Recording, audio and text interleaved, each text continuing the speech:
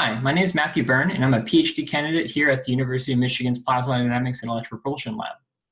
The purpose of this video is to give people like you a brief look at the work we do here at pepl. My research topic is a combination of theoretical modeling and experimental testing.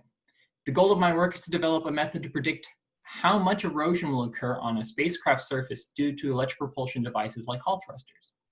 So what does this mean? Hall thrusters are a subtype of electric propulsion devices. It uses an axial electric field and a radial magnetic field to accelerate ions out at very high velocities. It is for this reason that Hall thrusters have become one of the most popular flavors of electric propulsion used today, as the high exhaust velocities allow for Hall thrusters to be extremely mass efficient. One prime example in recent news is SpaceX's Starlink constellation. Each satellite uses a Hall thruster to maintain and raise its orbit. While these devices have a lot of flight heritage, there are still many open questions to be answered.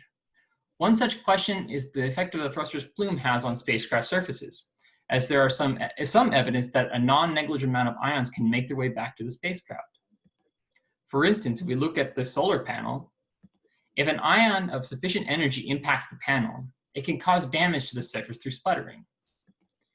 The rate of erosion by this sputtering is known to be a function of the ion flux, ion energy, and the angle of the incidence of the ion.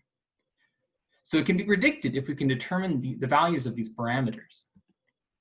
Complicating that, however, is the fact that Hall thrusters do not operate in the same way on orbit as they do in ground testing facilities. As such, a number of these key parameters are altered by the facility's influence. We are attempting to circumvent this limitation by borrowing some techniques from big data to statistically predict how the thruster changes. By leveraging this, and by leveraging known sputtering models, our hope is that we can be able to predict with uncertainty the amount of erosion that will be seen under orbital conditions based solely on ground measurements. Thank you for your time.